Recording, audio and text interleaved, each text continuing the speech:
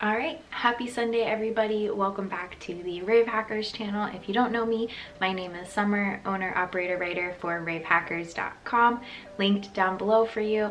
And today we are actually talking about a really exciting topic. We are going over our Raven Festival firsts. So if you are new to the community, then welcome. I am so excited that you have decided to look into EDM and consider what not only that community has to offer, but what the lifestyle of being plur can offer you. I think that since I joined the EDM community, my outlook on life and just like my overall positivity has really changed. I've seen a really drastic change in just like my openness towards other people and my openness towards new ideas. So welcome.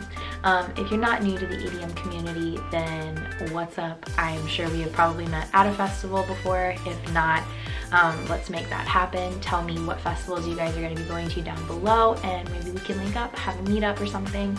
But let's just go ahead and dive right in.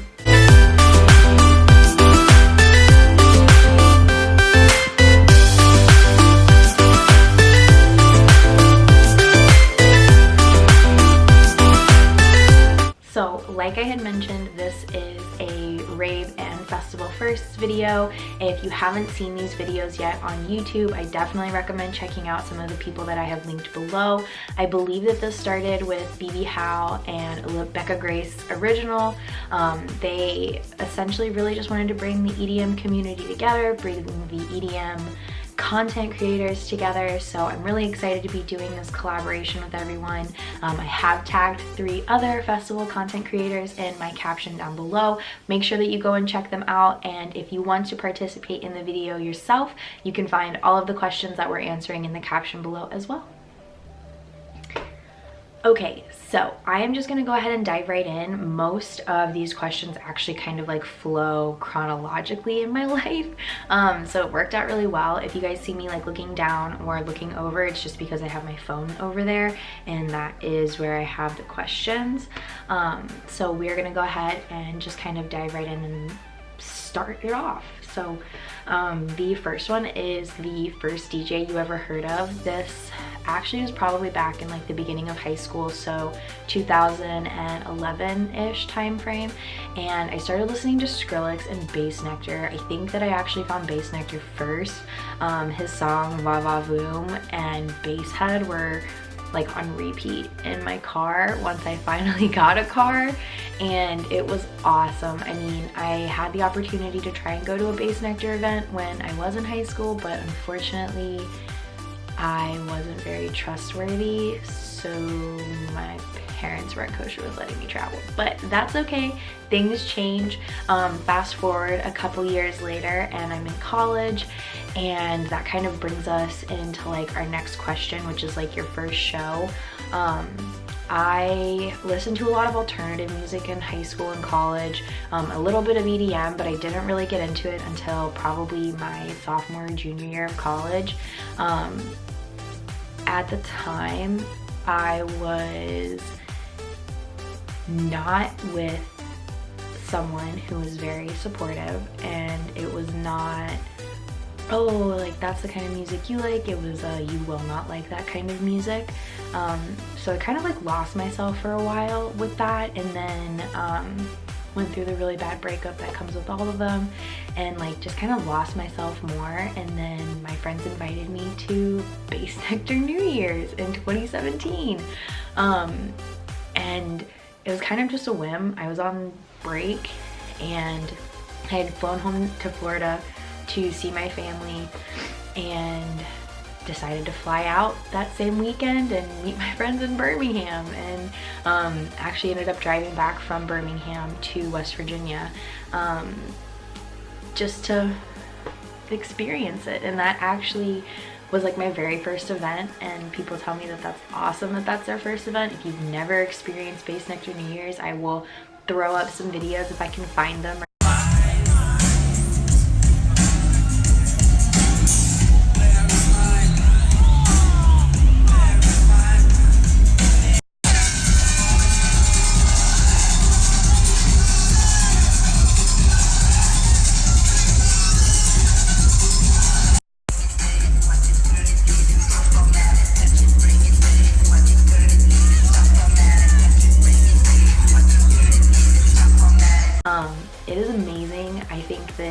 Year's is probably one of my favorite Base Nectar events that I've been to, and I've been to several of them at this point. So if you haven't experienced it, I definitely recommend it. And then that kind of like set off a chain reaction of events, really. So I went to Base Nectar New Year's with my best friend Elena, and she's like my Sag soul sister. Like, I love her. I couldn't imagine what my life would have been like if I hadn't had her in my life. Her and I are both huge bass heads, and like I'm really happy to say that we still rave together today.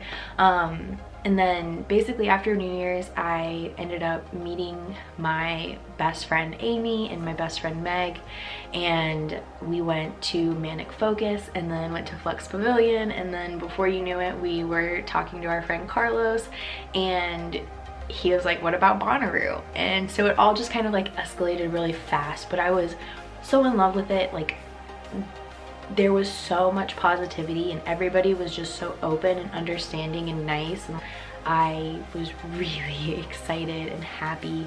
So I just kind of like dove into the EDM community like head first. So question number 3 is actually your first festival, and that was Bonnaroo 2017. It was kind of like a spur of the moment, last minute decision, and I learned a lot that year. I learned a lot about festivals. That's actually what brought about the creation of RAVEHACKERS.com. Alright, and so went to my first festival in Bonnaroo 17, and actually like the next question I've kind of already answered, which is like the people that you went to your first festival with or your first rave.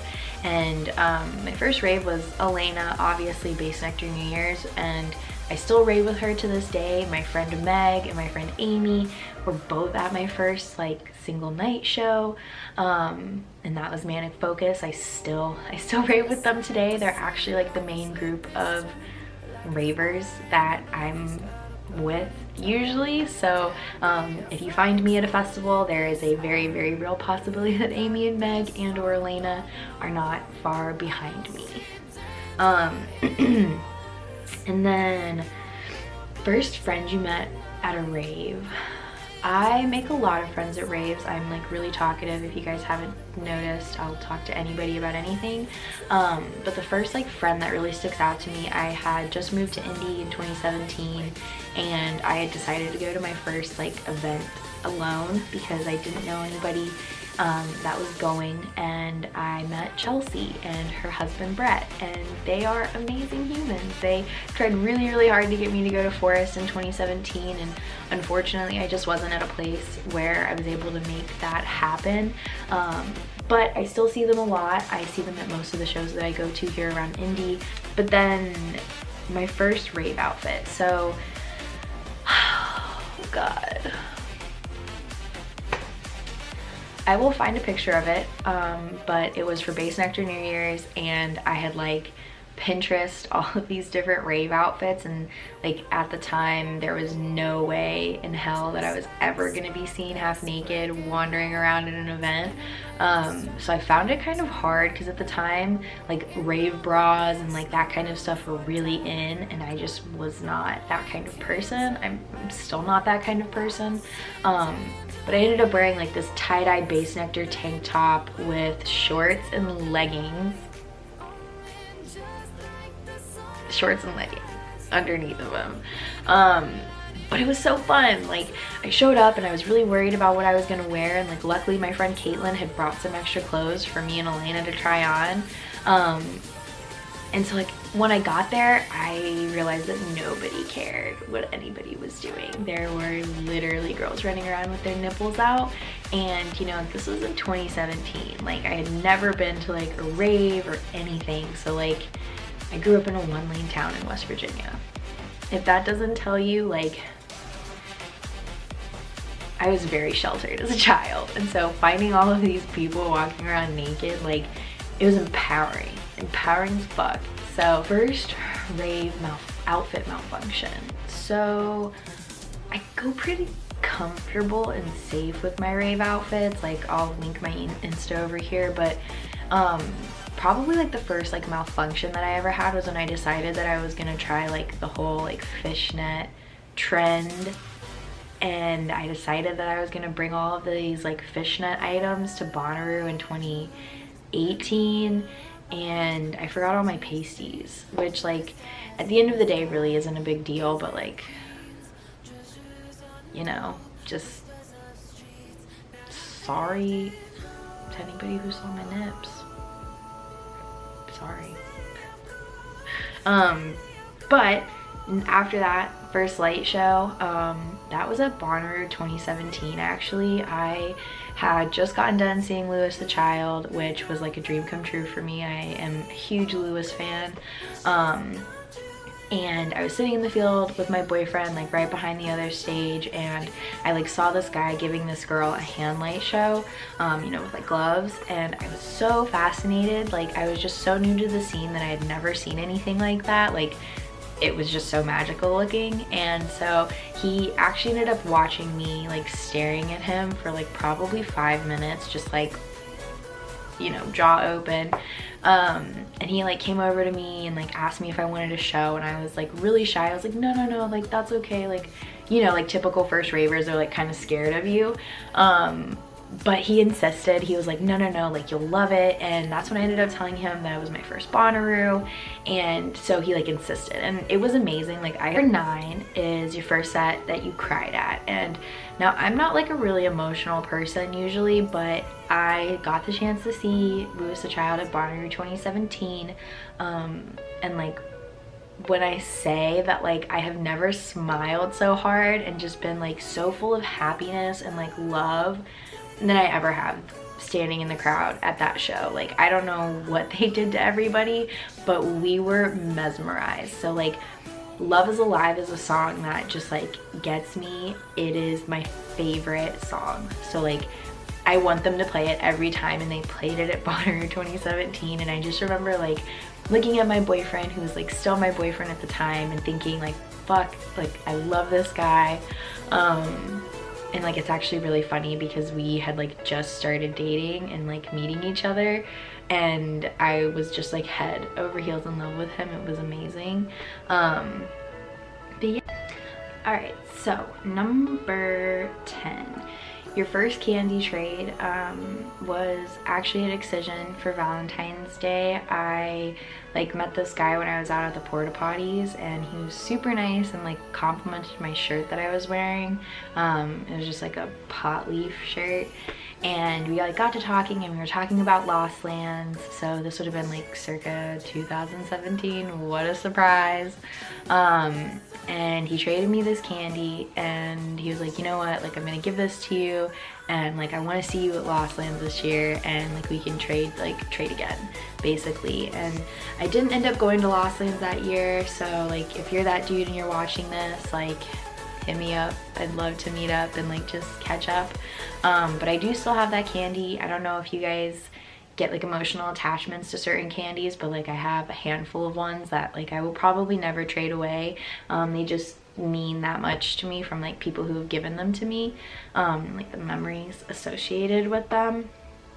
And then we're like ending this with probably the best question, which is like how and when did you fall in love with the Festival Rave community? And I truly think that I fell in love with it at Bass Nectar New Year's. I just had never been amongst a group of people that were so open and welcoming, and just like, you do you and I'm gonna do me, and like if we can meet in the middle, that's great, and like if not, like I appreciate your vibe, and like I hope you appreciate my vibe. And like after being so stunted for so long, it just was really nice to be amongst people who like just wanted you to be happy and have fun and enjoy yourself. And like, I don't know, it changed my life, which is why I'm here telling you guys about it. So, and that's all, folks. That's the end of it. I'm like really so happy that I finally got the chance to film this video. If you don't already, make sure that you head over to my Instagram at RAVEHACKERS. I post content daily. I've got stories up all the time. You know, engage, tell me what you want to see, tell me what you don't want to see. I'm open to it all. Make sure that you subscribe, comment, like, tell me what you do and don't like down below. And I will see you all next Sunday with more festival content and festival culture. Have a great week, everybody.